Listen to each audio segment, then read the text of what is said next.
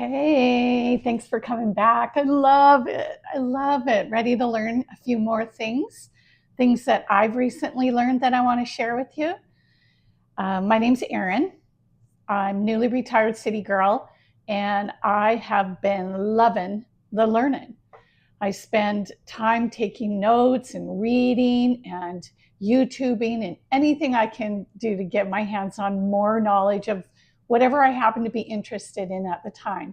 So I want to show you what I've done with dehydrating. It's been so much fun. I have dehydrated over the years, purchased a new dehydrator, and I just was off and running. I just want to share what I've done. So I've done dehydrated apples, cranberries, rice, beans, juice pulp. I juice once a week, and the pulp I save to either put in muffins or I spread it on the dehydrator trays and dehydrate it and grind it up. And then I put it in my smoothies.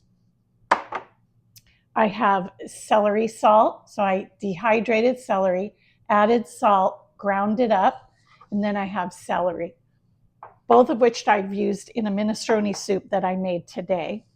I have kale. Kale I hide in burritos, tacos, whatever.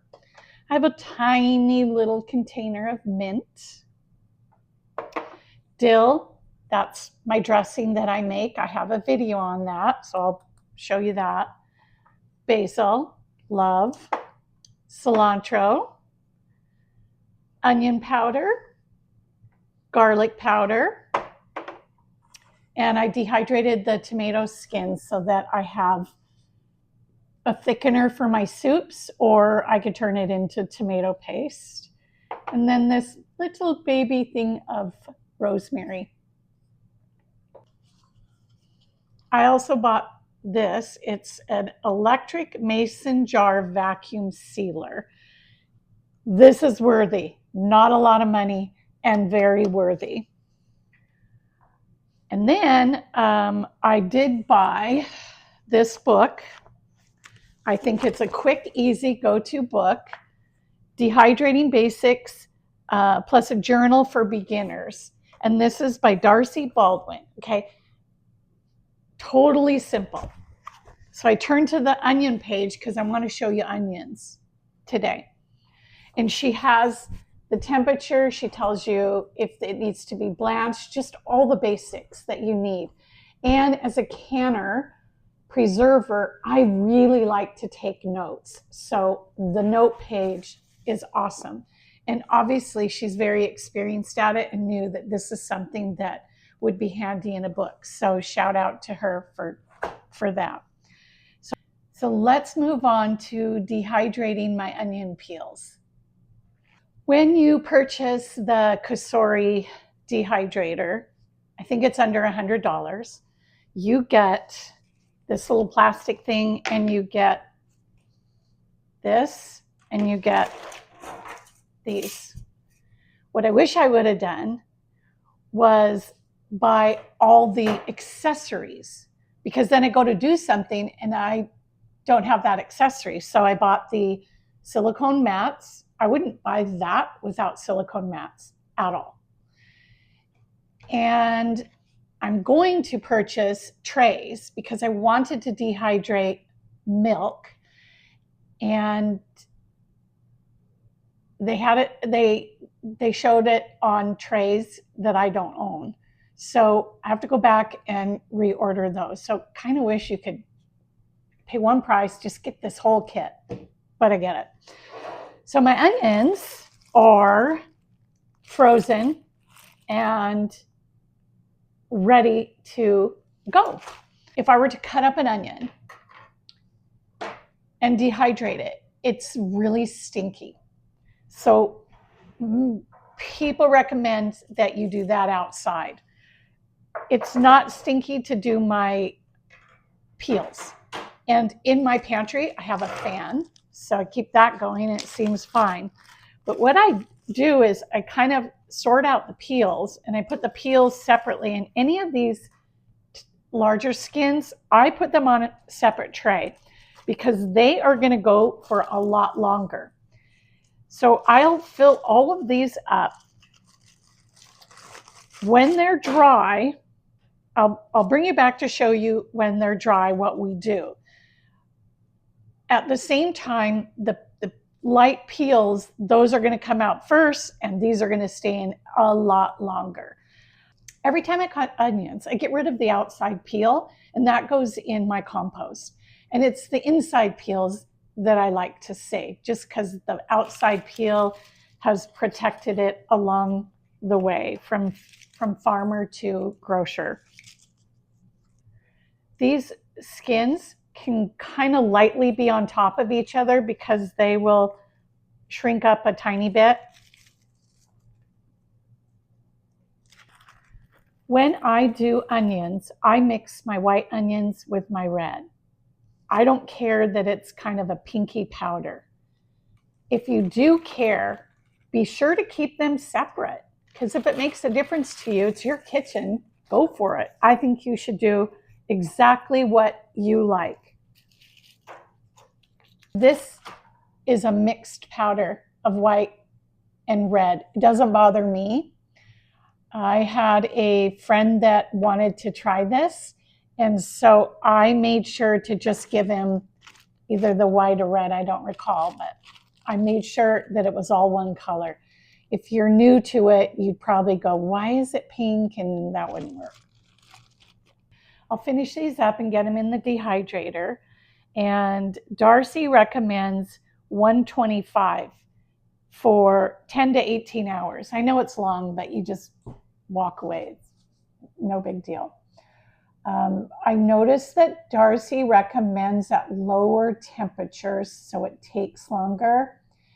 And she does that because the lower the temperature, the more nutrients remain in your product that you're dehydrating.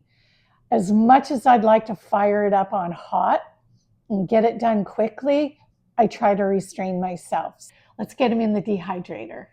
All right, we are the next day, and I'm looking haggard this morning because I was woken up early out of bed by the police because my stolen car was found. When your stolen car is found, you do not impound it because that's an additional hassle and expense to get it out of the towing yard. So I usually have the cops stay there and then I go get it. So I brought my rubber gloves, I brought paper towels and cleaner because I knew it would be disgusting based on the other vehicles of mine that have been stolen.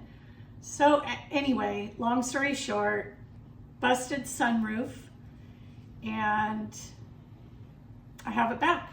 I immediately took it to a tire shop to get at least those fixed, and then I'll figure out the rest on Monday. So that is city living for you. Just want you to know. With these onions, they're all ready. The onions that were very thick probably went 2.5 hours longer in my dehydrator. So I take the dry attachment on my Vitamix, get everything in there. This feels really soft, so it's not going in. But most of this is going to be ready to rock and roll, but I don't know for sure because I haven't touched every single piece. So there could be a piece like this that's gotten away from me. We get it blended down.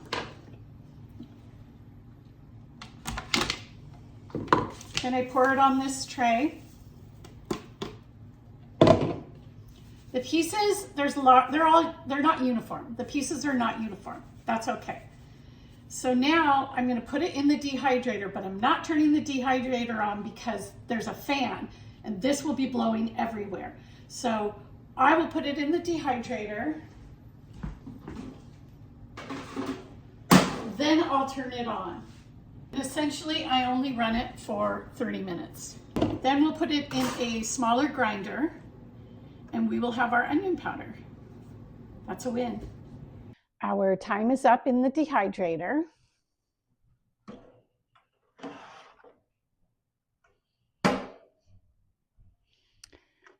I do like to use this because it kind of harnesses all the pieces, and it's going in my spice grinder. It may grind up smaller in the dry Vitamix accessory. I haven't tried it. I usually like to just do this.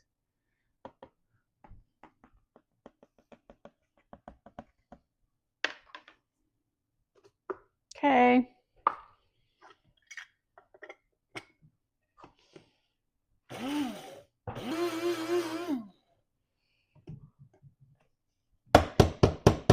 Tap, tap.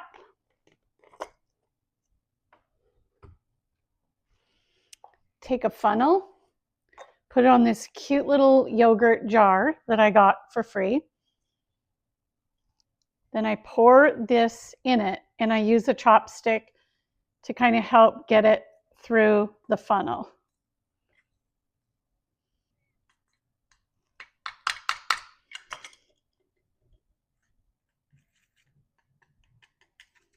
Ta-da!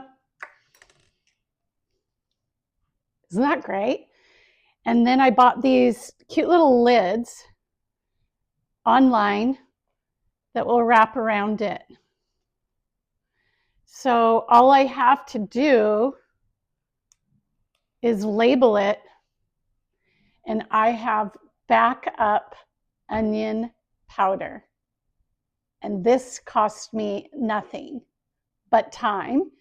And it's time that I absolutely love in my kitchen. And I hope you'll try this, and I hope you'll love it too. Ciao for now.